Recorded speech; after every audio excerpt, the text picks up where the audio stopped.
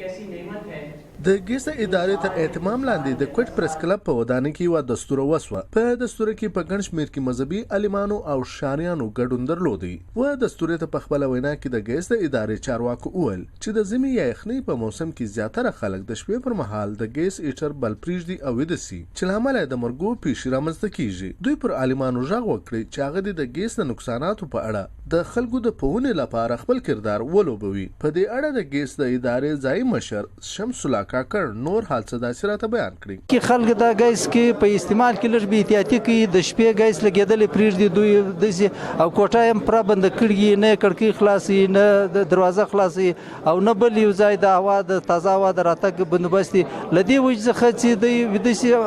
اکسیجن پکې ختم سي، ګیس خو را روان وي لیکن هغه لمبه بلېده ختم سي، هغه خلک سوکه داسې د نشې مرګ دی، ډېر خوږ مرګ دی، په هغه مرګ باندې ویده سي، اول خوب راولي معلومېږي هم ورته چې زه اوس مرم، لیکن دغه خوب پر غالب خوند ورکوي، په دغه حال کې د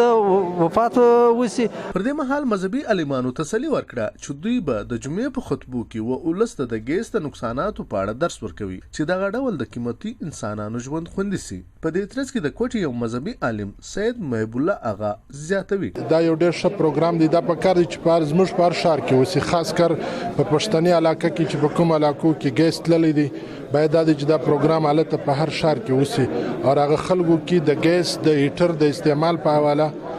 یا د ګیس د هیټر چې کوم دغه دي نقایص دي، چې مثلا یا دغه پایپ ناقص یا دغه هیټر ناقص او دغه د وجې څخه چې کوم حادثات کیږي یا د شپې ګیس خلاص پرېښول د خپل کمرې د ګرمېدو دپاره په کار دی چې علما په دې کې برپوره